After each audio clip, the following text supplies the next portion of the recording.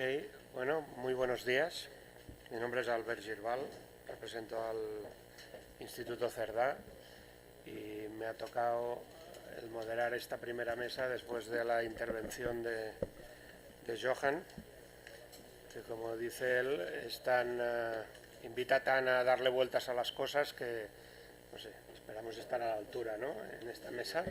O sea, no sé, nos lo ha puesto un poco difícil. Vamos a intentar, por lo tanto, bueno, pues tocar de pies al suelo y abordar aspectos concretos de las organizaciones hoy en día. Las tres mesas redondas, así muy grosso modo, han sido organizadas pensando en las tres grandes fases de una crisis, que no hace falta, digamos, darle muchas vueltas para entender qué es antes, durante y después. A nosotros nos ha tocado antes, aunque el título sea Aspectos estructurales y culturales de las organizaciones resilientes en la prevención de riesgos y crisis, o sea, antes. Y vamos un poco a abordar este tema, ¿no?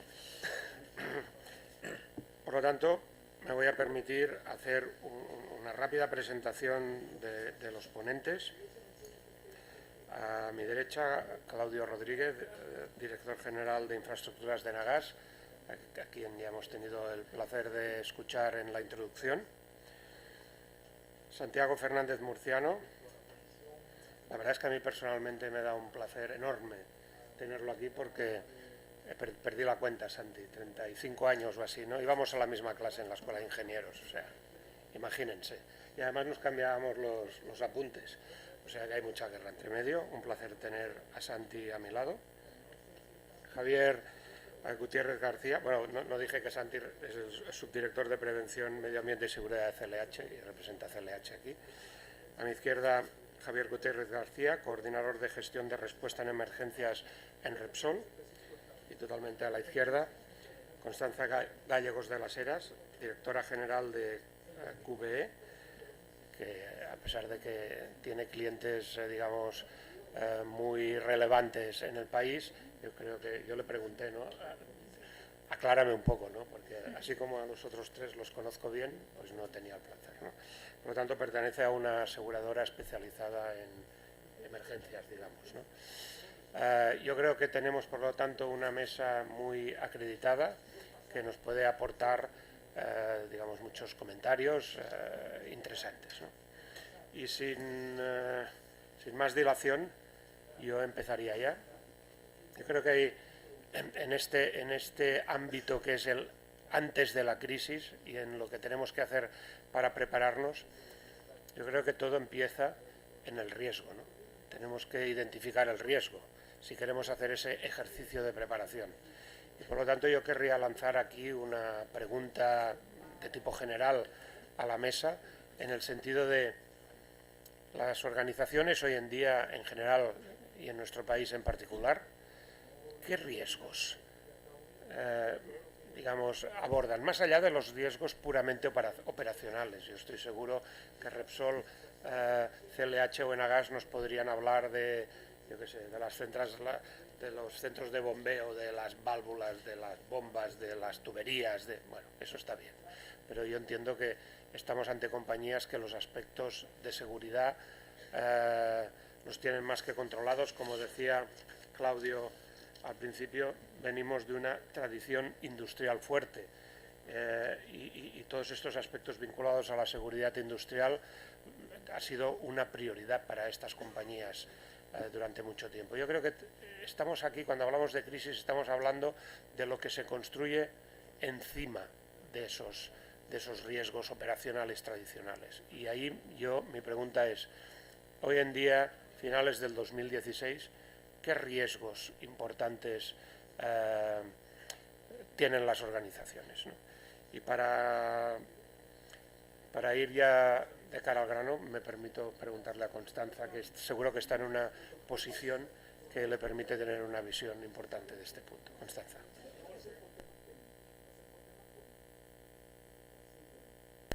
Ahora sí. Bueno, buenos días a todos. Muchas gracias, Albert, por la presentación. Muchas gracias al Club Español de la Energía y en particular a Enagás, cuyo gracias a ellos yo creo que me invitaron a esta jornada.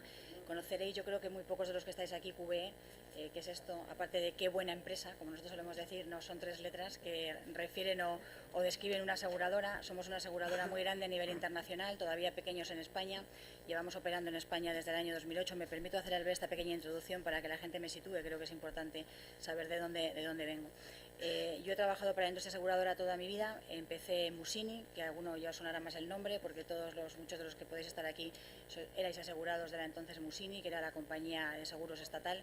Después pasé a Mapfre, donde trabajé muchísimos años, y me embarqué en el año 2008 en este proyecto de abrir la oficina aquí de QBE, que como os digo es una aseguradora muy grande en el mundo, pequeña todavía en España, pero muy centrada en los grandes clientes, muy centrada en la industria energética, y he tenido, no sé si la suerte o desgracia, yo creo que suerte, y lo voy a decir a lo largo de mis intervenciones esta mañana, de gestionar diversas crisis que en nuestro caso siempre han venido asociadas a la ocurrencia de un siniestro, que es una de las cosas que tendremos que discutir después, que es una crisis y que llamamos una crisis. No necesariamente una crisis ocurre o se desencadena cuando hay un incidente o un accidente, puede no ser necesariamente así, pero qué duda cabe que la participación del asegurador es muy importante cuando eso ocurre y hay un seguro detrás que se puede hacer cargo o que puede ayudar a recuperar la situación, y en el momento en el que estamos, como dice Albert, antes, en qué medida las compañías tenemos participación en lo que es la gerencia de riesgos o la identificación de los riesgos. Yo, antes de que mis compañeros os hablen probablemente desde una perspectiva más particular en cuanto a cómo ellos en sus organizaciones y cuáles son los riesgos que gestionan, sí me gustaría desde la perspectiva aseguradora deciros, bueno, no sé si conocéis el barómetro que hace Allianz una vez al año, donde se tienen en cuenta 800 expertos en riesgos de 40 países diferentes para saber cuáles son los riesgos que más preocupan y que más ocupan a las gerencias de riesgos y a las compañías a día de hoy. En el barómetro publicado hace muy poquito, en marzo del año 2016, los riesgos que preocupan a la mayor parte de las compañías son, en primer lugar, y es el segundo año consecutivo que este riesgo sale, la interrupción de negocio y todo lo que conlleva la interrupción de negocio, incluyendo la ruptura de la cadena de suministro, obviamente. La evolución de los mercados, que es por primera vez se cuela, digamos, en este ranking de principales riesgos que las empresas tienen en cuenta, la volatilidad de los mercados, la competencia, el estancamiento de las economías. Seguimos con el tema de cyber o ciber, delitos, ataques, violación de datos, fallos de tecnología, fallos de IT, catástrofes naturales, cambios en la legislación o regulación internacional, el desarrollo macroeconómico, es el ambiente de inflación, recortes, impuestos, la pérdida de impacto de la marca o reputación, esta mañana salió ya, el incendio o explosión, gran siniestro, aquí rápidamente pensamos en una de las fotos que nos ha enseñado Johan, riesgo político y terrorismo, robo, fraude o corrupción. Estos son los 10 riesgos más importantes que preocupan en las empresas a día de hoy. Por hablar de riesgos que identificamos fácilmente, si nos vamos al mundo de los riesgos emergentes, que sería un tema más interesante, donde todas las empresas tendríamos que hacer una reflexión, estamos hablando de riesgos que tienen que ver con el entorno social, que nos afectan a todos, como las nuevas fuerzas del trabajo, la gestión del talento, la longevidad y las enfermedades crónicas, que pueden afectar a todas las plantillas. Hablamos del entorno político, del sector público virando cada vez más hacia el sector privado, la inestabilidad política, la desglobalización o nacionalización, que no la globalización, porque yo creo que estamos ya en una etapa distinta, el entorno de la competencia y los mercados, como a dónde nos lleva la regulación y qué riesgos genera esta regulación en los distintos países en los que operamos, o el entorno tecnológico y natural, hablamos del cambio climático, el Big Data, Internet de las cosas, etcétera. Esto es la teoría, desde el sector asegurador nos preocupan de manera específica todos estos riesgos y son sobre los que trabajamos de manera más general, sin que obviamente cada cliente o cada empresa tenga su propio mapa de riesgos, porque habrá cuestiones que no tienen nada que ver con estos grandes riesgos que identificamos desde la industria aseguradora, pero que sin embargo son importantísimos para la evolución y el desarrollo y la continuidad de cada uno de los negocios, ¿no? Muchas gracias. Desde el resto de la mesa, ¿cómo los vivís estos riesgos? ¿Qué prioridad tenéis cuando os planteáis los riesgos existentes? Yo quisiera añadir y completar que en principio, yo estoy muy de acuerdo con lo que comentaba Johan, con independencia de la tradición industrial y de alguna forma la imagen de seguridad que tenemos, a mí me preocupa un poco el propio riesgo que esa ausencia de incidentes supone.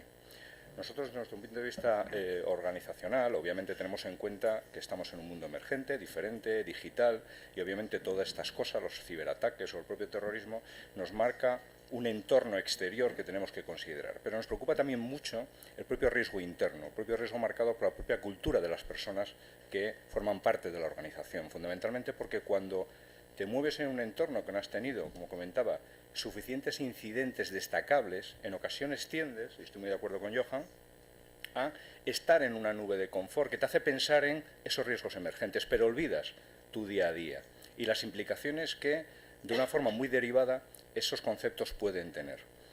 Y a mí me preocupa mucho más ese análisis objetivo, ese rascar en el error, ese tratar de evidenciar qué cosas hacemos bien y mal, porque de ahí creo que vamos a tener mucha más capacidad de mover la propia cultura de las personas que forman la organización para hacer frente a cualquier reto de cualquier tipo, de cualquier tecnología o de cualquier entorno.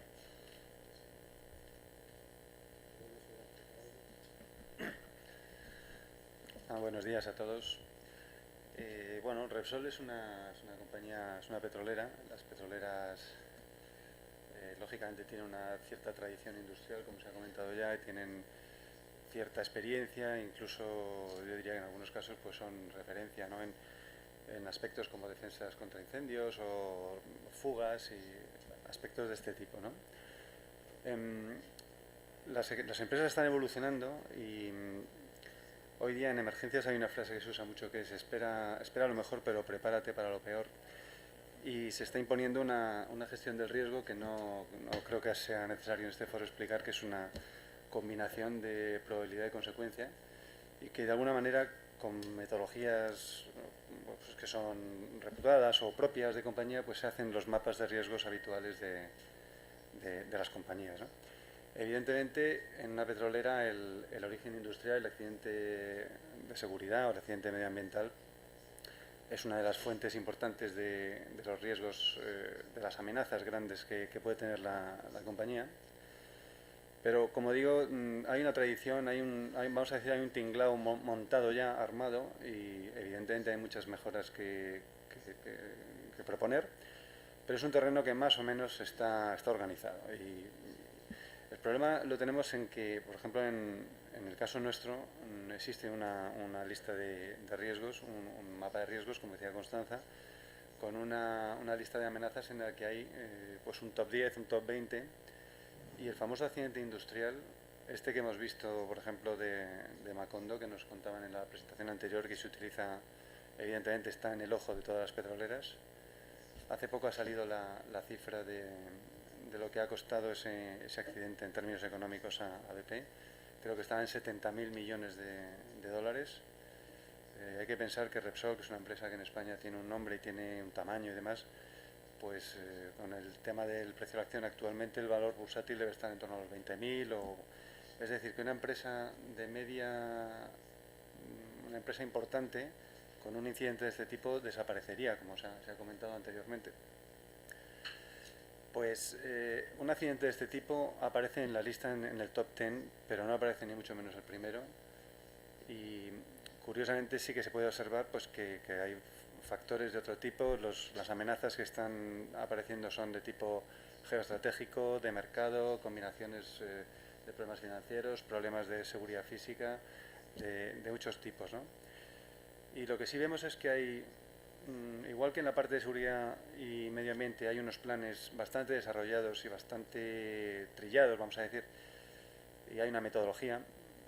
En cada contingencia de este tipo tiene también su actuación, y hay un punto por arriba en el que van escalando y se unen en tratamientos que son comunes. Los puntos son comunes. Y cuando empieza a impactar algo más que la situación local, empieza a impactar al negocio, empieza a impactar a la compañía, pues es lo que estamos empezando a llamar crisis, por lo menos nosotros, ¿no? Crisis, como decía Constanza, hay un debate, podríamos definirlo. Hoy día y en los últimos años se está tratando mucho con temas relacionados con comunicación, pero no es solo eso, es todo lo que realmente empieza a poner en juego a la compañía. Y ahí lo que vemos es que la gestión de riesgos de alguna manera está trabajando la parte preventiva, pero quizá no se han trasladado estas metodologías que están más desarrolladas en aspectos industriales o en aspectos incluso de seguridad física o de otro tipo, no están trasladados metodológicamente, ¿no? Entonces esto es una disciplina que sabemos, los que provenimos del área industrial, que es una disciplina entrenable, que se puede hacer con un método, hay una forma mejor que otra de hacerlo, y esto un poco es el reto que hoy día tenemos en las compañías grandes, ¿no? Elevar toda esta metodología, toda esta forma de trabajar a la parte de la respuesta, porque lógicamente los esfuerzos se están centrando en la parte preventiva, en la identificación de los riesgos, con el fin de tomar acciones que nos impidan que esas amenazas se conviertan en incidentes reales, ¿no?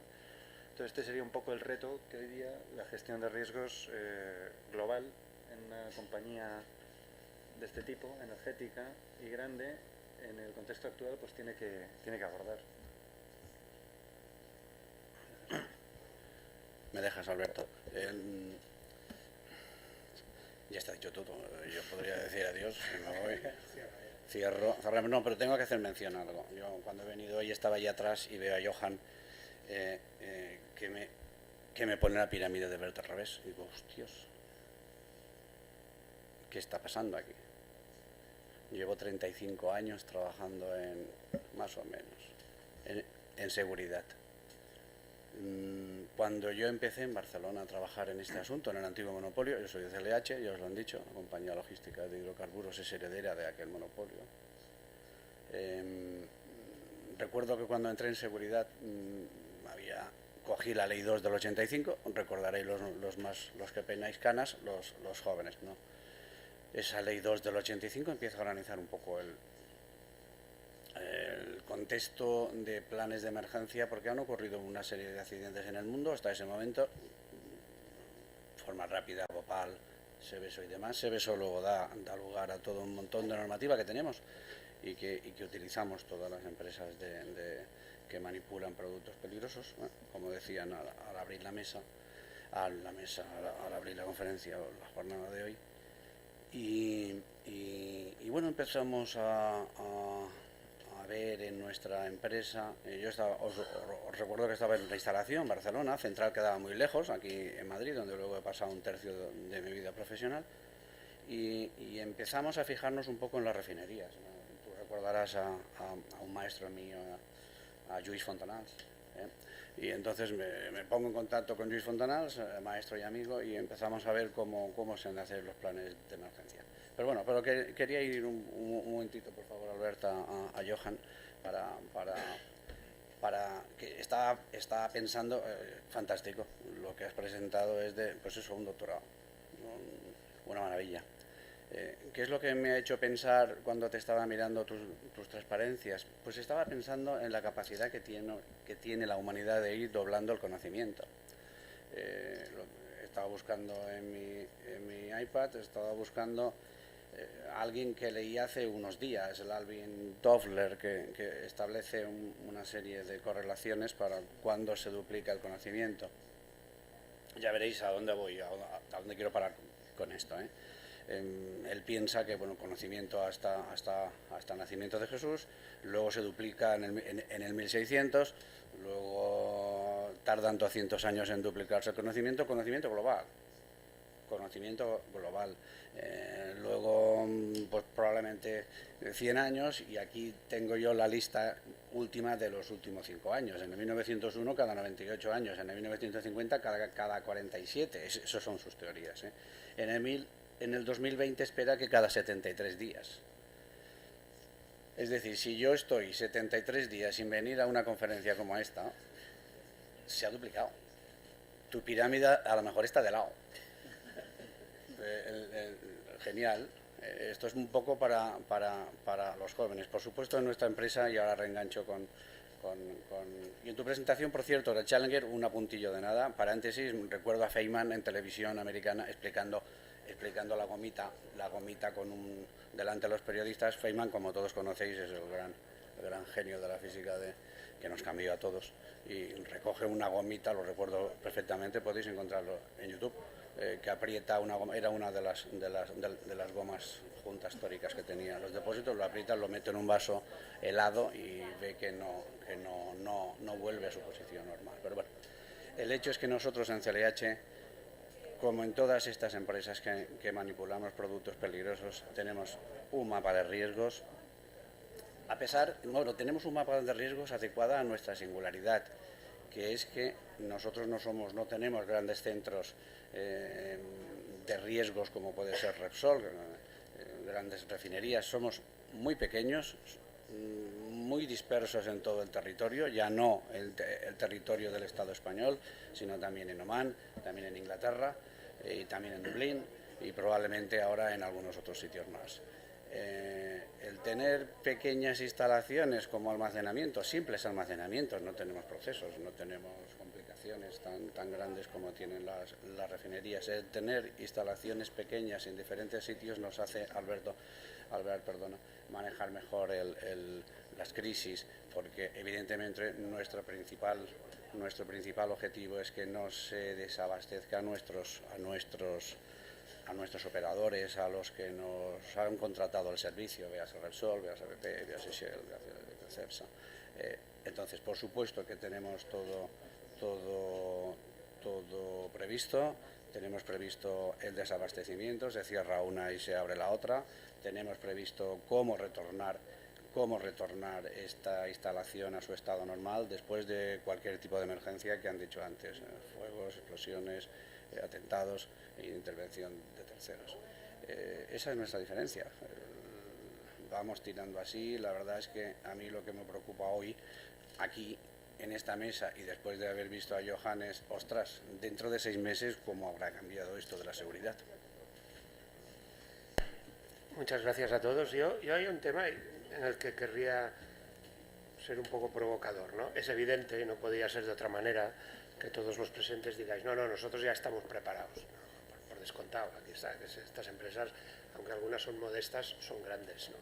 Y llevan muchos años trabajando, ¿no? Hace pocos días estuvimos en una reunión con los responsables de seguridad en Cataluña, de seguridad, es decir, básicamente la policía, ¿no?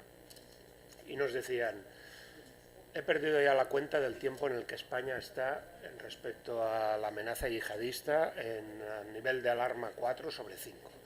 Además, últimamente, en la medida en que las fuerzas aliadas poco a poco le van complicando la vida al Estado Islámico, nos están volviendo gente que vuelven a sus orígenes, que vienen quemados, que vienen radicalizados, que lo han pasado muy mal y que les cuesta poco explotarse a sí mismos en medio de cualquier sitio.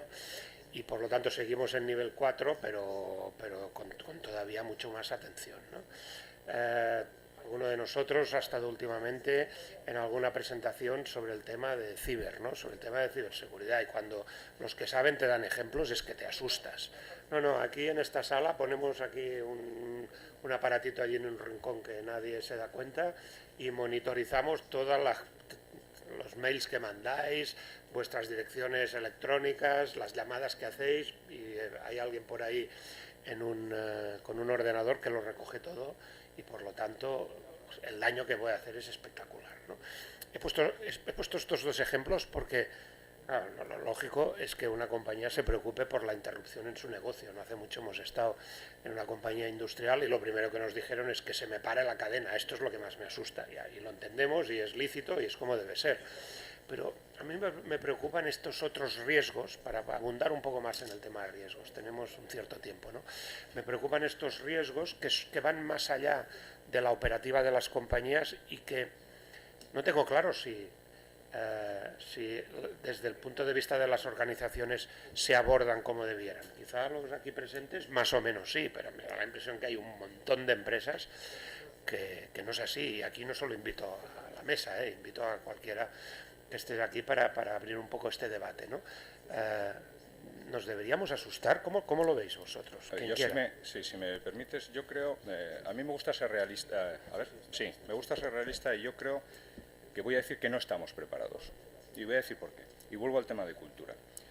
Y vuelvo otra vez a la experiencia industrial. Somos empresas con una experiencia industrial, y de salvaguardas tecnológicas y la procedimentación en un mapa de riesgos perfecto asociado a un producto que es peligroso es sencilla.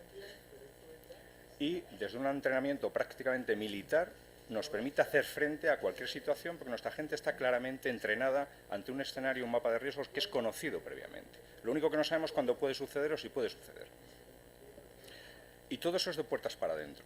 Hoy día estamos en transición. Estamos todavía con una cultura de que sabemos qué es lo que va, tenemos el portfolio, lo tenemos escrito. Pero yo pongo como ejemplo algo que nos sucedió hace 4 años, y que motivó un cambio totalmente radical de la forma de entender la gestión de riesgos de mi compañía. Algo tan sencillo como 4 de la madrugada, conexión internacional, salta una válvula de seguridad. Una válvula de seguridad que salta porque tiene que saltar, porque está diseñada para hacerlo. Una mala operación fuera de la impulsión desde Marruecos provoca el disparo de una válvula de seguridad a las 4 de la mañana. Da la puñetera casualidad que al lado hay una urbanización y da la puñetera casualidad que en esa urbanización está llena de famosos, entre ellos a un cantante que tiene facilidad para rimar y componer canciones con cualquier tema. Os puedo decir que no supimos reaccionar bien. Identificamos que no habíamos controlado el entorno en el cual estaba la instalación, no habíamos sabido explicar cómo funcionaba nuestra instalación, una instalación muy sencilla que ocupa muy pocos metros cuadrados. Identificamos que no teníamos una buena relación con las autoridades. Identificamos que no teníamos un método de comunicación capaz de establecer una contingencia clara, mediática de aquello. Y se creó una pequeña crisis. Obviamente eso no tiene mucha trascendencia, es fácil de explicar, reaccionamos, somos una empresa muy reactiva. Los españoles somos tremendamente reactivos. Ante cualquier situación puede que parezca que está todo no planeado, pero somos capaces de reaccionar mejor que nadie. Pero, sin embargo, evidenciamos muchas debilidades. Y esa debilidad muy tonta puso encima de la mesa una necesidad de analizar culturalmente si estamos preparados para reaccionar a algo que marca nuestro día a día, que es la incertidumbre. Hoy día pueden suceder cualquier cosa. Fukushima tenía un precedente, 1 millón de años antes. El problema es que no había centrales nucleares y no supuso un apagón y la modificación de un mapa energético mundial. Pero sucedió 1 millón de años antes. Nadie se acordaba de aquello. Había sucedido. Y no estaban preparados para ello. Y creo que desde el punto de vista cultural nos falta mucho como país, y digo en general, para saber hacer frente a este tipo de situaciones. Aspectos muy mediáticos, muy nimios, muy cosas que al final, un ciberataque al final afecta a nuestros sistemas de control. Sabemos reaccionar y reponer y disponemos de backup, pero no estamos preparados a lo mejor para algo que no somos capaces de localizar porque ha fallado un manómetro, sino que alguien está intentando controlar desde fuera nuestra actividad. Creo que el tema cultural en este país es necesario trabajarlo.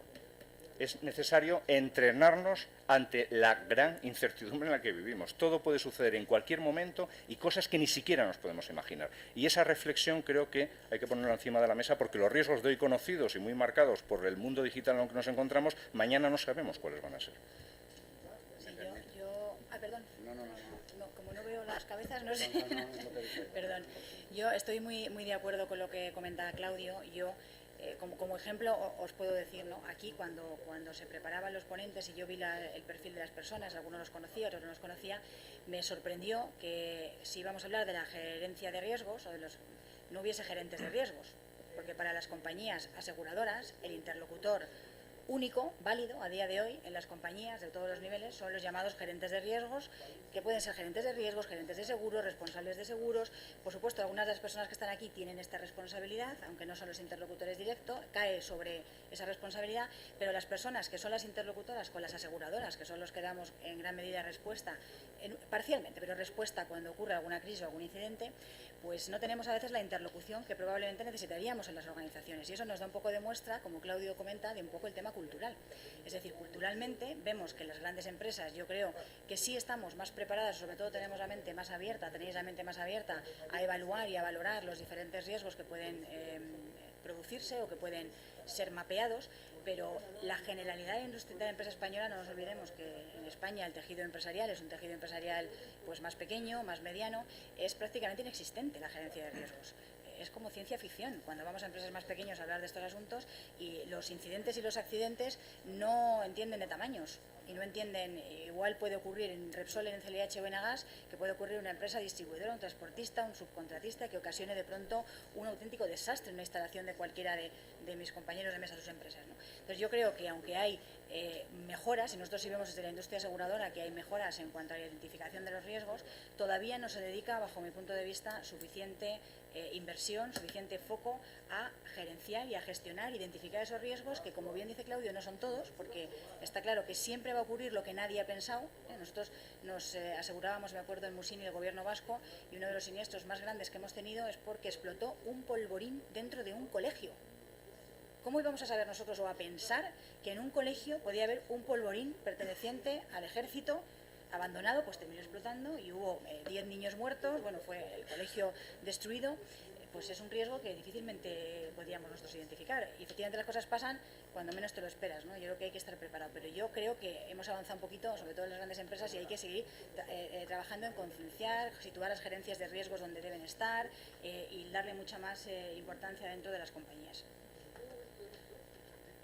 No, solo decir un poco en la línea de lo que decía Claudio, la seguridad en este país es joven. Tiene mi vida profesional. Es así de joven. Antes hacíamos o se hacía una seguridad pues muy diferente, ¿verdad, Claudio?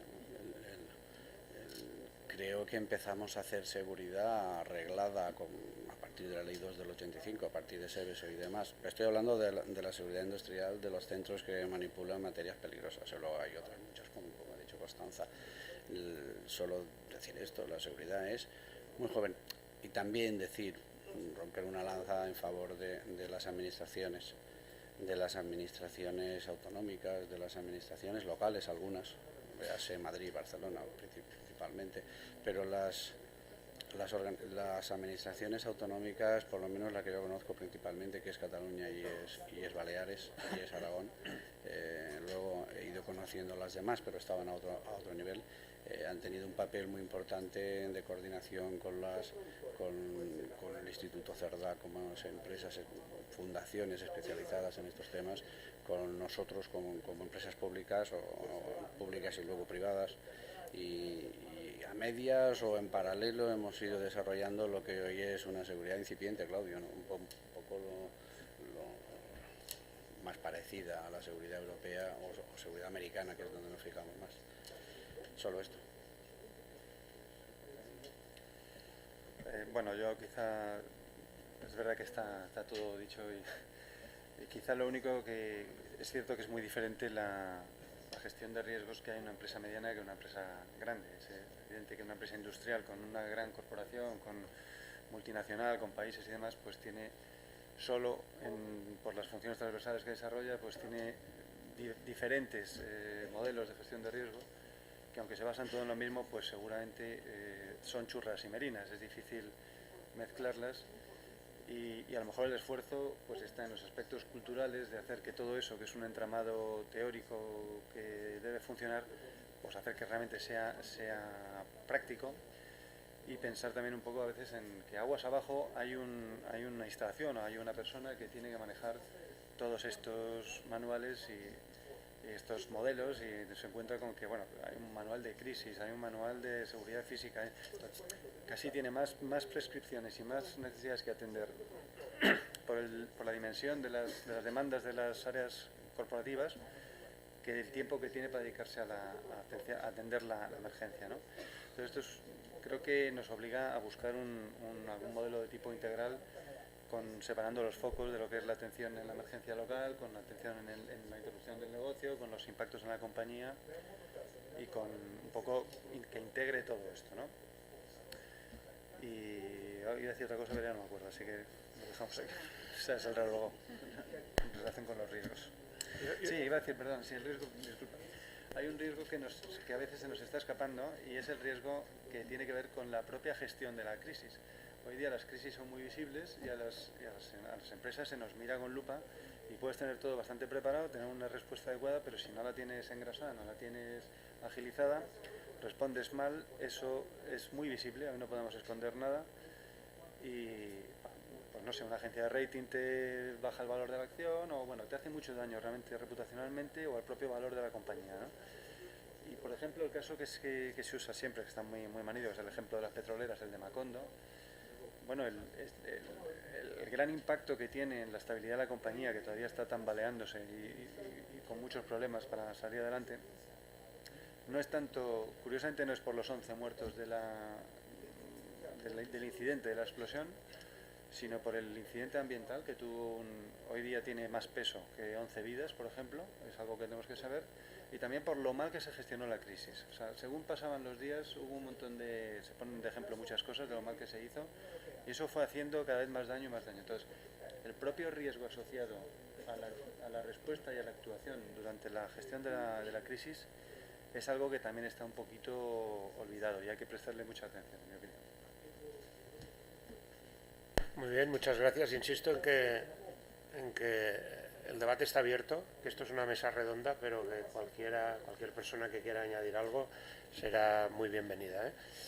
Yo quisiera introducir un elemento, un punto de reflexión que es común a, digamos, aspectos tradicionales de seguridad, pero que también aplica a todo aquello que tiene que ver con prepararse para la gestión de crisis, que es, digamos, la incertidumbre alrededor del retorno que cualquier inversión que hagas en estos aspectos tiene. Es decir, a las compañías se les pide 0 accidentes, se les pide, tenemos que estar preparados para gestionar una crisis, para disminuir o minimizar el impacto reputacional, porque de nuestra imagen puede depender el valor en bolsa. Es decir, los impactos pueden ser graves, ¿no? Tanto en aspectos de gestión de la seguridad como de gestión propia de hipotéticas crisis. Y eso implica, como en todo en la empresa, ¿no?, invertir. Hay que prepararse, eso es dinero, ya sea para poner más válvulas, los que ponen válvulas, como para crear una organización que sea capaz de gestionar, como decía Javier, pues un modelo integral, para integrar todos los procedimientos que existan, para gestionar la estructura, las personas, la comunicación, un montón de cosas que están asociadas a una crisis. Pero claro, todo esto es un dinero. Si tú inviertes en un activo, está muy claro, tú inviertes en un activo y te haces tu plan de negocio, y si aquello que has previsto cumple, pues sabes que tienes un retorno en lo que sea, 2, 3, 4 o medio año, ¿no? Aquí estás poniendo el dinero en un teórico pozo sin fondo.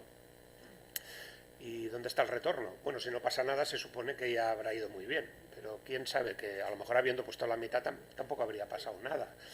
O a lo mejor no pasa nada en términos de incidentes, pero nos cae el accidente porque resulta que aquella correlación que pensábamos que existía, hoy Johan nos la ha tirado por el suelo, ¿no?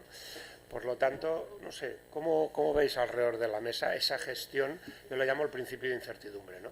Esa gestión de la inevitable inversión, del inevitable CAPEX o OPEX, que es necesario ante un retorno, digamos, incierto. Yo creo que depende un poco de cuál es la orientación o cuál es el plazo que se establece el desarrollo del propio negocio. Yo creo que en los mercados energéticos siempre miran a largo plazo. Es decir, sí es cierto que vivimos en horizontes cada vez más cortoplacistas, pero no porque marquemos el corto plazo, simplemente porque el nivel de incertidumbre que tenemos nos hace muy difícil establecer estrategias de desarrollo claras a largo plazo. De hecho, yo creo que casi todas las estimaciones sobre el mundo energético se hacen al 2050, fundamentalmente porque lo que digas hoy en el 2050 es posible que nadie se acuerde de preguntarte por qué dijiste aquello en el 2016. Pero bueno, de todas formas, yo creo que en el mundo energético vivimos a largo plazo, y el largo plazo para nosotros, a la sostenibilidad, supone la gestión de muchos infinitos cortos plazos. Y la valoración en la inversión tiene que ser coherente con esto. Si tu política de negocios es el largo plazo, tienes que valorar, antes lo comentaba Javier, cuál es el impacto que va a tener la no ejecución de esa inversión de cara a tu propio negocio. Si puede acabar con una instalación industrial, obviamente está claro el retorno de la inversión. No podemos contarlo solamente en términos financieros. Es un término de impacto, de reputación, de coste, de negocio, de afección al medio ambiente, a personas, y de alguna forma, al menos en mi compañía, lo que existe es una monetización clara del impacto reputacional, social, medioambiental, desde el punto de vista de seguridad de personas y también desde el punto de vista del propio negocio, con esa orientación de largo plazo. Con lo cual depende un poco de cuál es la mira que tiene el propio negocio. Si es largo, está claro que las inversiones en seguridad son las que van a asegurar la sostenibilidad del propio negocio, y no hay duda al respecto. Yo quería, Santi, si me permite, le quería preguntar a Constanza, es decir, en el fondo, un retorno para una compañía sería demostrarle a su aseguradora, oye, yo estoy invirtiendo en esto y por lo tanto esto de alguna manera me tendría que compensar o revertir, ¿no? ¿Eso es así? Pues sí es así, y si no es así, en la práctica, es así, debería ser así, y si no es así, deberemos luchar por que sea así y que sea la práctica en la interlocución con las aseguradoras. Yo, vamos, no puedo estar más de acuerdo con lo que ha comentado Claudio. Yo creo que el retorno no es incierto, el retorno es cierto, aunque difícilmente evaluable, que son dos cosas muy distintas. Yo creo que el retorno es absolutamente cierto. Para mí, para nosotros desde la industria aseguradora, la inversión en seguridad e identificación de riesgos es nuestra razón de ser, y lo que pretendemos es colaborar en mayor medida con nuestros clientes en que tengan herramientas, en que además cuenten con nosotros, porque muchas de las ocasiones muchos de nuestros clientes pecan de mucho individualismo, en sentido de no contar a veces suficiente con la industria aseguradora, que somos también expertos en lo que es la gerencia de riesgos, en tener herramientas que puedan aportar una opinión distinta o una impresión diferente. Sin duda tiene que tener un efecto inmediato en las primas. Sin duda vemos que los clientes que apuestan por una inversión en seguridad y en una identificación de riesgos más detallada son además los clientes que han apostado más por también intervenir y asegurar sus riesgos con creación de cautivas o con participaciones con franquicias mayores en los programas de seguros, para también minimizar el impacto o la externalización de los riesgos, de manera que es absolutamente vital para lo que nosotros llamamos a día de hoy las sociedades desarrolladas, ¿no? El hecho de seguras, ciertas, capaces de reaccionar, sostenibles, concienciadas socialmente. Todos estos conceptos que utilizamos están asociados absolutamente a la evaluación de los riesgos y a la inversión en ese sector, de manera que para mí no es incierto, sino difícilmente evaluable. Son dos cosas muy distintas. Me gusta mucho la matización. No, quería matizar una cosa. Por supuesto, estoy de acuerdo con Claudio y con Constanza. A partir de Bhopal, que fue un accidente terrible, en donde no sabemos las personas que perdieron la vida porque no había estadísticas adecuadas en esa provincia de la India. La Union Carbide tiene un accidente bestial, se escapa isocianato de metilo, que es un producto bastante jodido. Y todavía están buscando al presidente, si es que está vivo. Desaparece Union Carbide y demás. No, pero con eso quiero decir que hay algo que tenéis que saber todos, o tenemos que saber todos, que es que las autoridades, otra vez vuelvo a acordarme de ellos, las autoridades mundiales, en este caso las autoridades europeas, conscientes de que un accidente grave en una empresa que manipula productos peligrosos, como el de Seveso, el pueblecito de Italia, que se escapan dioxina, me parece, lo tengo muy claro ahora ya, puede producir una alarma social importantísima y puede incluir la desaparición de la empresa, como pasó con el accidente del MIT, del MIT. Establece todo un rosario de reglamentación terrible. Es decir, usted es una empresa que tiene que almacenar o fabricar o manipular o hacer trabajos con materiales peligrosos, pues tiene que cumplir con esta normativa. ¿De acuerdo? La normativa es clara. La gestión, manipulación y no sé qué de sustancias peligrosas.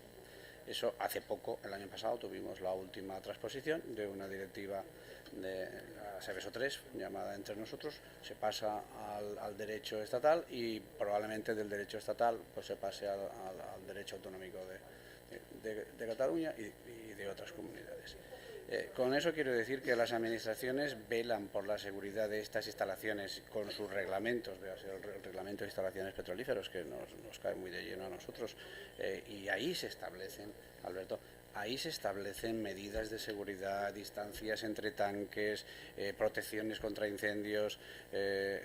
Por supuesto que las empresas reaseguradoras están ahí detrás controlando. Vamos, a nosotros nos hacen auditorías cada año. Las empresas reaseguradoras aportando un sinfín de conocimientos en expertos que además, como tienen esa oportunidad de visitar tantas y diferentes empresas, pues son como polinizadores que luego nos son muy útiles a todos. Repito, las administraciones europeas, a través de sus directivas, incluso de algún reglamento, si hablamos de medio ambiente, el primer reglamento, que como sabéis es un instrumento jurídico que es de aplicación directa a los estados, fue un reglamento de medio ambiente, fue un reglamento creo que de centrales de grandes combustiones, centrales de generación de energía eléctrica. Es decir, a nosotros no nos han abandonado, ahí estamos muy vigilados por la reglamentación de accidentes graves, y cada año nuestras instalaciones de nivel alto, hay 2 niveles, alto o bajo según determinados parámetros, son inspeccionadas por industria o por alguna de las entidades colaboradoras que trabajan para industria. Es decir, la administración no es ajena a que podamos tener un accidente importantísimo de nivel 3 con afectación de poblaciones del entorno. No es ajena, y como tal hay una reglamentación terrible, que eso sería motivo de otra mesa. ¿Estamos de acuerdo o no con la reglamentación, estando las entidades reaseguradoras vigilando también? En fin, es un modelo diferente el de Europa al de Estados Unidos. Constanza nos podría hablar mucho más de esto. Realmente tenemos que hacer un equilibrio entre los consejos y las pólizas de las reaseguradoras, y entre, por supuesto, cumplir la reglamentación vigente. Desde CLH os puedo decir que no solo cumplimos la reglamentación vigente, supongo que todas las empresas, por cierto, lo hacen así, sino que vamos muchísimo más allá. Bueno, yo por terminar un poco la ronda sobre esto, hablando de dineros y de inversiones en preparación a crisis o respuestas a crisis, pues este es un tema, es muy ingrato. Yo lo he comentado internamente muchas veces. Es difícil vender hacia arriba todo este tipo de inversiones cuando realmente estás preparando algo que esperas que no te pase, y que si no ocurre nada, está igual el que se ha preparado y ha invertido y ha hecho esfuerzo que el que no ha hecho nada. Entonces, la primera pregunta que te viene por arriba es, pero esto nos puede pasar, ¿no? Esto, ¿qué me estás contando? Porque yo tengo que llevar arriba esto que es incómodo en un contexto en el que estamos, con resultados apretados, con restricciones de gastos, y tú me propones que embarque a la compañía en unos esfuerzos, unos dineros. Esto nos puede pasar.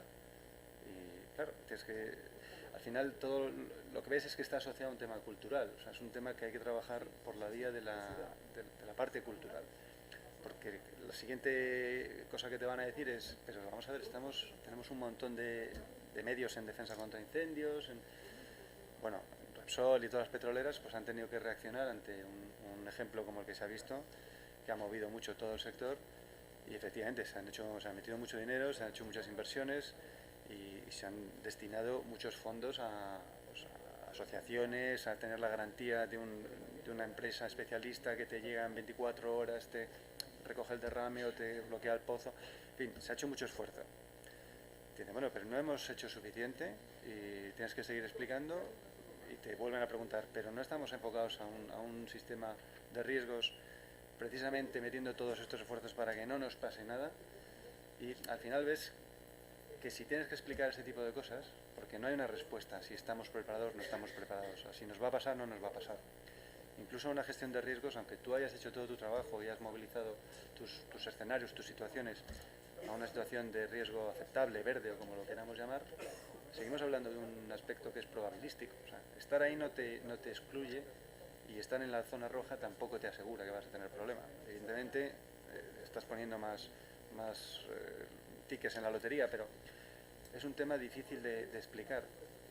Y luego la siguiente que te van a preguntar es, bueno, y si hacemos todo esto, que repito, no es solo dinero, es molestar mucho a la organización, es hacer ruido, es embarcar en cosas que no son bonitas a la dirección, ya vamos a estar preparados.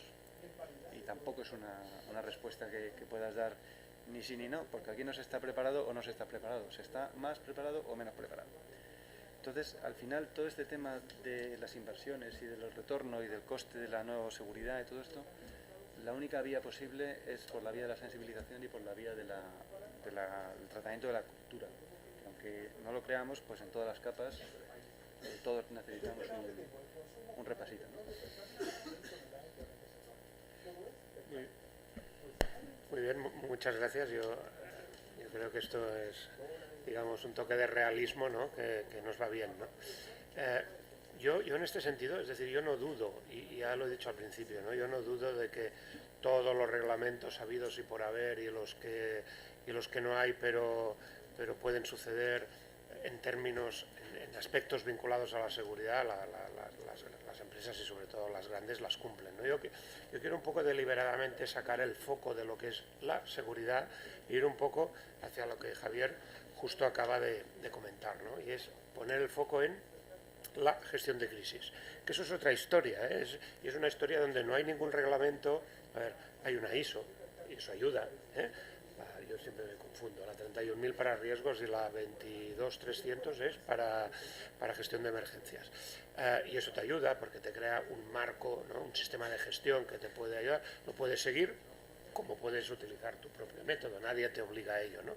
Pero, claro, justo como decía Javier, me gusta mucho la idea esta de molestar a la organización. Es decir, eso está muy bien, ¿no? Claro, porque tienes que prepararlos, formarlos, simulacros, procedimientos, que te los aprendas, para después cuando sucede algo, también lo ha comentado Javier, y en alguna crisis que desde el servicio en el Instituto Cerdá hemos analizado, luego te das cuenta que el que tiene que gestionar la crisis tiene tantos inputs, tantos procedimientos que cumplir, que al final se lía y alguno queda sin atender. Es que esto se lo tenía que decir al jefe del otro jefe o al de comunicación y se me pasó porque yo lo que estaba era apagando un fuego, y esto es lo importante, ¿no? Y esto me lleva un poco a volver a este concepto que hemos dicho al principio de la preparación, ¿no? Es decir, y también Javier, antes hablabas de que el gran reto era elaborar metodológicamente esa preparación, ¿no? Esa preparación de crisis, ¿no? Porque hay reglamentos en seguridad, pero como acabo de decir, no hay reglamentos en cómo una empresa se prepara para gestionar una crisis hipotética, ¿no? Entonces yo mi pregunta un poco, mi punto de reflexión es, ¿cómo abordamos ese reto? No sé si quieres, Javier, por referencia. Bueno, a ver, la preparación, esto suena, ¿no? Sí. Otra de las frases de estas de emergencias es que en respuesta el tiempo es tu enemigo y en preparación el tiempo es tu aliado, ¿no? Es algo que tienes que aprovechar. La verdad es que en los terrenos que hemos comentado antes industriales la cosa está bastante clara. Una buena preparación de emergencias prácticamente tiene 4 cosas. Tener identificados tus escenarios, para qué te quieres preparar para responder. Tener identificado cómo lo quieres hacer. Bueno, pues si es apagar un fuego, pues voy a entrar por aquí con este medio de contraincendios, en fin, todos los medios que vas a utilizar. Por supuesto, dotar a ese procedimiento, ese protocolo que has diseñado con los medios físicos que necesitas y también con los medios humanos que tienen que ser los adecuados. O sea, no tiene mucho más misterio que esto. Si tú haces un buen modelo de este tipo, estás bastante preparado. Lo que luego necesitas es tenerlo muy ejercitado, eso lo tienes que tener muy trillado, eso sí que necesitas. Ahí no hay límite, no hay límite. ¿Cuánto queremos hacer? ¿Un simulacro al año? ¿5, 10? Los bomberos hacen todos los días ejercicios. Entonces, esto cuanto más ejercitado está, más ágil estará y no necesitaremos pues buscar manuales o cosas de estas cuando llega el momento de la crisis. Esto, que es bastante evidente en los planes de emergencia industriales, es bastante más complicado en las crisis porque la lista de escenarios es muy amplia. Y las valoraciones de riesgos de estos escenarios no es tan clara y se mueven, no son estables, se mueven con el tiempo. Un año es un problema económico, otro año es un problema de proveedores, otro año es un tema de reservas, en el caso de las petroleras. En fin, hay muchos temas que te pueden generar una crisis y la actualización del riesgo es bastante, necesitas hacerla cada poco tiempo. Entonces, hacer esta identificación de escenarios, decidir cómo lo quieres resolver, embarcar en este tipo de crisis, no estamos hablando de brigadas de apagar incendios, estamos hablando de la alta dirección a la que le tienes que formar en todo esto, le tienes que obligar a desarrollar todo esto y evidentemente se puede hacer. Tú puedes crear un manual de crisis de alto nivel y puedes decir, no, con estos escenarios no pasa nada, te vas a dejar alguno, porque sabemos que va a venir algo impredecible y además como esto está evolucionando, pues hoy día es los ciberataques, pero mañana pues no sabemos lo que será. Pero todo esto si lo tienes sensibilizado, engrasado y agilizado, pues la propia improvisación, la toma de decisiones también es algo que se entrena y se mejora. Pero bueno, es un proceso, la preparación es muy clara en los terrenos más abajo, más terrenales, valga la redundancia, y más complicada cuando estamos involucrando crisis de distinta variabilidad alto nivel de dirección, pero todo se puede ver. Para mí bueno, lo más complicado, para mí crisis y emergencia no es lo mismo. Es decir, para mí una emergencia, existen protocolos, esta norma ISO que comentas, una emergencia pues es cuando un incidente va a afectar a una multitud de personas, cómo tienes que reaccionar, pero una crisis es algo más, porque una crisis supone la gestión de elementos inciertos, de elementos de esa intangibilidad y falta de certeza que hace que cada crisis sea única e irrepetible. Para mí es lo más complejo, es decir, que ¿existe un protocolo de crisis aplicable a todas las industrias, de todos los tamaños? No, absolutamente no. ¿Existe un protocolo de emergencias o algún tipo de protocolo que nos pueda indicar en qué debemos pensar o qué es lo que tenemos que tener en cuenta cuando una crisis se pone encima de la mesa? Sí, que es lo que yo creo que hay que trabajar. Entonces, para mí, las crisis, lo bonito y lo difícil es que no hay ninguna crisis igual y que cada crisis se gestiona de una manera muy diferente. Y otro elemento muy positivo es que una crisis mal gestionada, ya lo hemos dicho, puede desembocar en el fracaso y en la desaparición de la compañía, pero no nos equivoquemos de que una crisis bien gestionada va a redundar en una mejor reputación, en una mejora para la compañía y en un aprendizaje para la siguiente crisis, si ocurre o no ocurre. De manera que yo creo o tiendo a ver las cosas de una manera positiva, si no dedicándome a los seguros obviamente no podría subsistir. Entonces, en ver que cada crisis es una oportunidad para mejorar y para ver qué lecciones tenemos que aprender. Yo creo que los objetivos o lo fundamental de una crisis es tener muy claro cuáles son los objetivos que uno quiere cubrir. Yo creo que el quién es fundamental. Pase lo que pase y ante cualquier incidente que identifiquemos como una crisis, quién tiene que estar implicado en la resolución de la crisis para mí es fundamental, porque normalmente son las mismas personas o los mismos cargos. Es decir, más que seguir un protocolo, el quién es fundamental y que el quién sean personas capaces de tomar las decisiones en las primeras 24 horas, que para mí son absolutamente fundamentales a la hora de gestionar una crisis. Entonces, el quién no necesariamente es únicamente el quién en la organización, sino el quién externamente. O sea, es el quién de entidades públicas, es el quién del asegurador, es el quién de la comunicación, es el quién, y que esas personas sepan, 5 o 6 no más, o 10 como mucho, que son las personas que van a dirigir la crisis.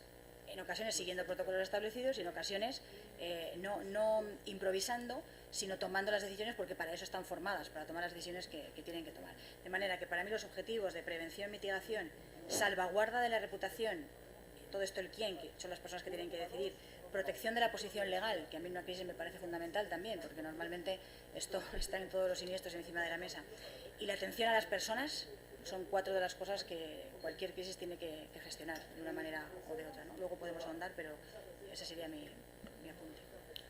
Sí, a mí me gustaría añadir, antes de hablar del tema específico, un tema que se ha quedado un poco en el aire y me preocupa. Hemos saltado muy rápido de seguridad a gestión de crisis. A ver, yo creo que uno de los problemas es que cada vez que aparece un nuevo ámbito de gestión, y los riesgos parece que es el nuevo ámbito de gestión, parece que creamos una nueva capa. Y a veces huimos de integrarla. Yo creo que lo bueno que hizo la PAS 55 en su momento y luego la UNE 55000 es que estableció un marco de gestión de activos. Algo que de alguna forma a los tradicionales les costó entender, porque parece una empresa como la nuestra, que prácticamente lo que hace es mantener infraestructuras. Parece que cuando hablamos de gestión de activos hablábamos de algo absolutamente esotérico, teórico y que no estaba claramente definido. No sabíamos muy bien qué era lo que teníamos que hacer.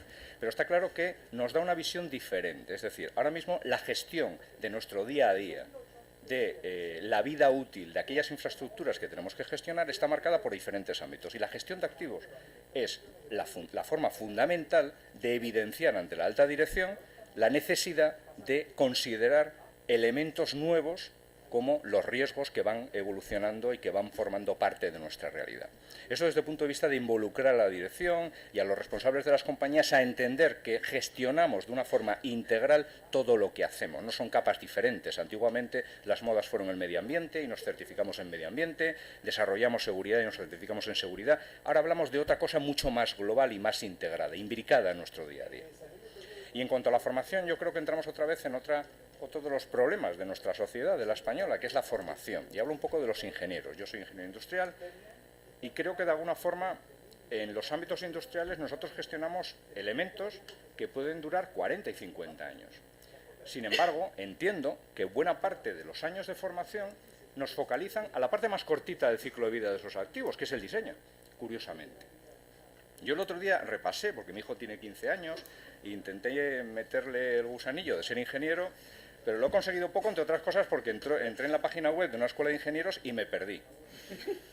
Había tantísimas especialidades que no supe explicarle para qué eran tantas especialidades. Pero sí me preocupó una cosa, que es que absolutamente ninguna de las especialidades está centrada en conocimientos precisamente de lo que hacemos normalmente los ingenieros, que es desarrollar activos en el largo plazo. Y la gestión de riesgos y la actitud ante una crisis es un ejemplo. Obviamente a un ingeniero industrial no puedes darle más que marcas normativas, pautas, pero sí puedes ir concienciándole en la necesidad de integrar conceptos que hoy día derivamos mucho a lo técnico, olvidamos mucho a la cultura y una visión mucho más humana y con un empaque mucho más, si quieres, medioambiental. ¿Vale? Esa visión de mucho más conjunto va a ser determinante en el tipo de profesionales que nos vamos a encontrar después.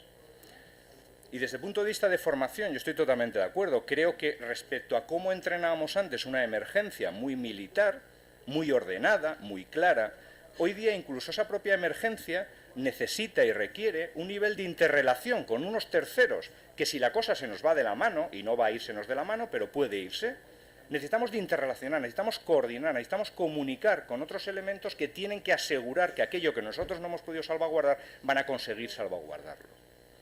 Y en la alta dirección y en conjunto de la gestión de una compañía debemos de someterle a estrés. Los grandes problemas que nosotros hemos evidenciado durante muchos años en la práctica de la seguridad industrial y de los simulacros industriales es que prácticamente eran ejercicios pautados. Y variábamos poco los propios escenarios, o los márgenes de variación eran pocos. Sin embargo, en el entorno de gestión empresarial, y en eso creo que las escuelas de negocio podían hacer mucho más que someter a nuestros futuros líderes a aspectos eminentemente de crisis financiera, es meterles en unos entornos de estrés en los cuales se meten en una sala y no saben exactamente a qué van a estar sometidos, porque nuestro día a día es así. Yo esta mañana me he sometido a una situación que no me esperaba. Y esa situación ha habido que afrontarla. Cuando te levantas por la mañana no sabes lo que te va a pasar. Y es necesario que esa cultura de un riesgo contenido, obviamente no tiene por qué darnos un infarto a todos, ¿vale? Porque no se va a acabar el mundo mañana, pero ¿y si se acabase vamos a saber reaccionar? Ese tipo de cultura es muy necesario entrenarla y es necesario someter a cierto estrés controlado a todos nuestros equipos.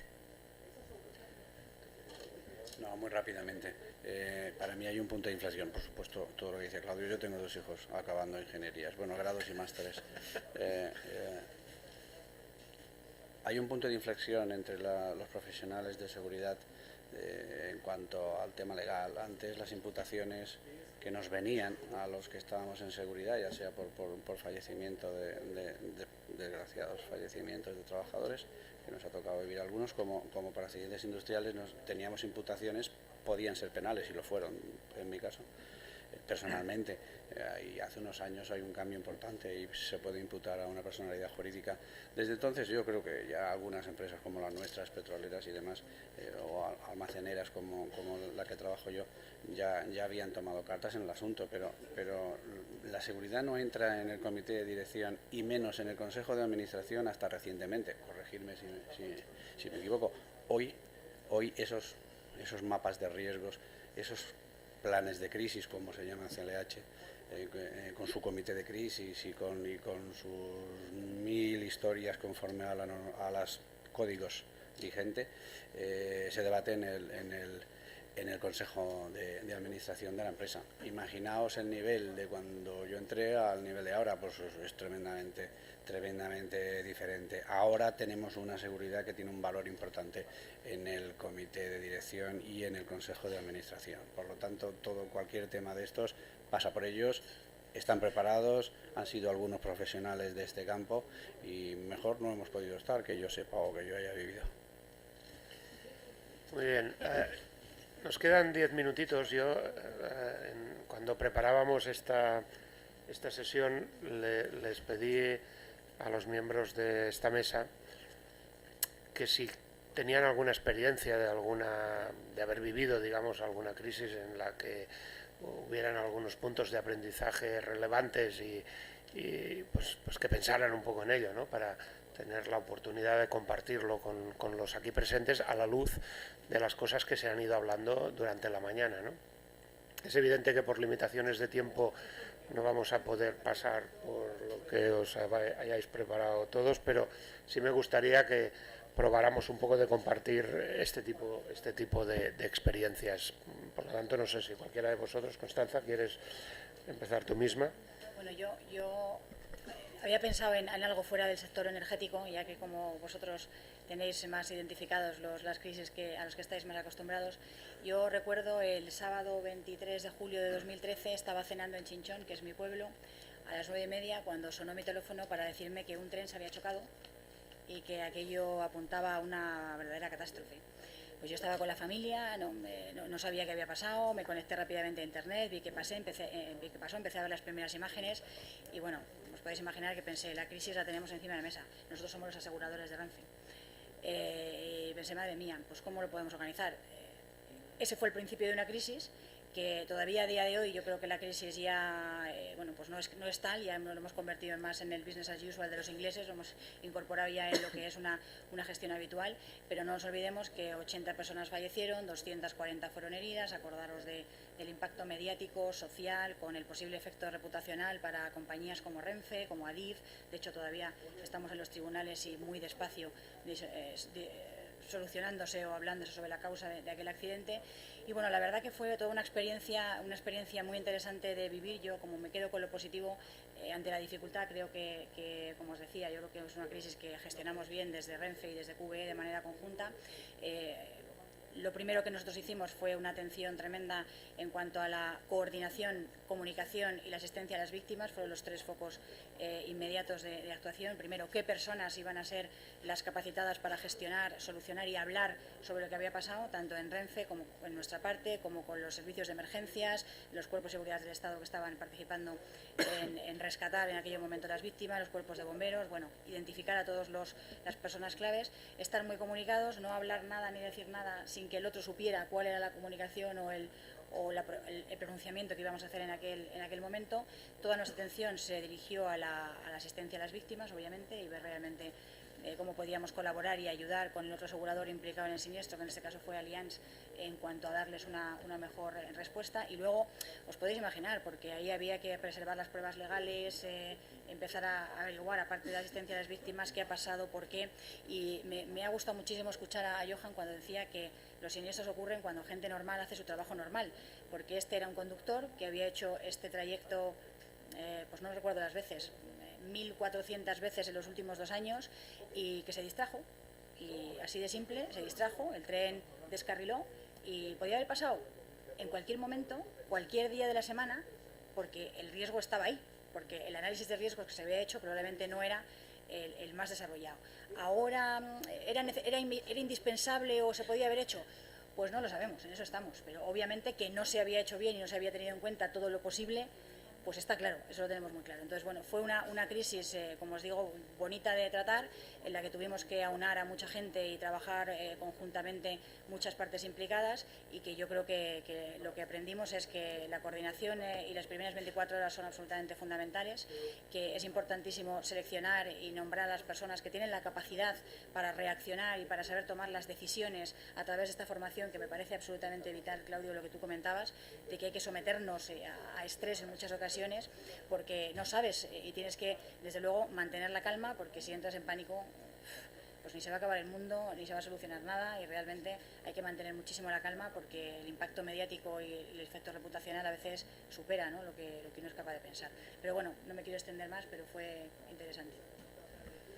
Bueno, yo más breve aún, porque afortunadamente no hemos tenido que participar en crisis muy severas. Yo he hecho la mayoría de mi trayectoria en Repsol en la parte del gas, en el negocio del gas, y la última parte siempre fue en seguridad. De manera que entonces no se hablaba de nada de esto, de crisis, pero nosotros teníamos nuestras crisis de cuando en cuando, muchas veces relacionadas con accidentes o posibles accidentes en el exterior, con productos nuestros, de clientes, etc. La verdad es que lo que yo aprendí en todavía época, aparte de efectivamente las situaciones de estrés, pues yo tenía mi crisis ahí, o sea, eso era una cosa que yo tenía encima de la mesa y tenía que manejar.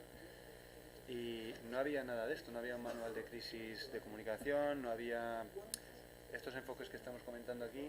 Pues se ve que hemos avanzado, porque yo sí que echaba de menos pues que la compañía tendría que tener esto, y por qué estoy yo embarcado con todos estos. me di perfectamente cuenta todos esos años que la comunicación era una parte clave del asunto, la externa y la interna. A lo mejor los jefes necesitaban tal demanda de información que eran un bloqueo para el manejo de la situación que tenías, hasta que al final, bueno, pues si la mayoría de las veces tenías la información más contrastada y salías de la crisis porque veías que era un tema de comunicación. Ya estamos bien informados, tenemos esto controlado y ya está. Y siempre han sido crisis que yo diría de nivel bajo, o sea, no son de las que afectan a la compañía. Quizás las crisis más importantes que ha tenido Repsol pues tienen que ver con algún tema político, una expropiación en un país, o quizá hoy día de una crisis más o menos larga que no termina de resolver relacionado con los temas económicos, ¿no? Entonces, esas son las crisis que realmente tienen un impacto en la compañía. Las que yo he vivido, afortunadamente, no han sido de este nivel. Muchas gracias. Sí, pues, bueno, yo como ya os he contado la de la válvula de seguridad, cuento otra. No, es parecida. A ver, nosotros yo creo que en los últimos 5 años, por centrarnos un poco en el ámbito más cercano, no hemos tenido grandes situaciones de crisis, pero sí, bueno, algunos ejemplos, algunos ejercicios, algunas situaciones que sí nos han provocado muchas reflexiones. Hace unos años nosotros tuvimos un problema controlado en una operación, efectivamente, en ese que dice Johan, en ese día a día normal, de una descarga de un buque, bueno, porque un problema del buque se genera un venteo de gas en un puerto determinado. Bien, se adoptan todas las medidas preventivas, se coordinan bien las actuaciones con el propio puerto, se bloquean los accesos náuticos y vehiculares en torno a la zona, en torno a donde genéricamente estamos manejando la nube. Y el tema queda perfectamente controlado, perfectamente informado, perfectamente pautado tanto interna, no externamente, porque en principio no había sucedido absolutamente nada. 24 horas después aparece en internet una foto de la nube. No os podéis imaginar lo que esa foto supuso de replanteamientos de una situación que previamente entendíamos que estaba perfectamente controlada, que había sido perfectamente gestionada y que habíamos resuelto a satisfacción esa circunstancia. De alguna forma, este ejemplo lo que pone encima de la mesa es que estamos en un entorno en el que el acceso a la información no vivimos solos y tenemos que ser muy sensibles con la forma de comunicar y transmitir la seguridad en nuestra gestión. Incluso cuando se comete un error o sea una operación normal que por un factor humano se produce. Porque si no lo hacemos nosotros y no lo sabemos explicar, alguien va a tratar de explicarlo por nosotros. Y cuando eso sucede, es muy difícil justificar por qué no lo has comunicado tú. Yo es la lección que he aprendido más en estos últimos 5 años. Por mi parte, bueno, cuando estábamos en instalaciones, que estaban 5, 6 o 7, no recuerdo, pues bueno, pequeños problemas de accidentes industriales hemos tenido. Crisis grande, con implicación de central, del comité de crisis, de todo el estamento de comunicación con los medios exteriores, no hemos tenido, Alberto, gracias a Dios. Bueno, dada la hora y yo creo que la necesidad de cafeína de muchos de los presentes, yo quiero principalmente agradecer primero la paciencia de todo el mundo en escucharnos. He visto incluso algunas caras con atención, por lo tanto os lo agradezco. Os lo agradezco mucho. Y luego, por descontado, la participación de los ponentes. Gracias a todos. Tenemos un rato de café, no sé cuánto es, 11:30.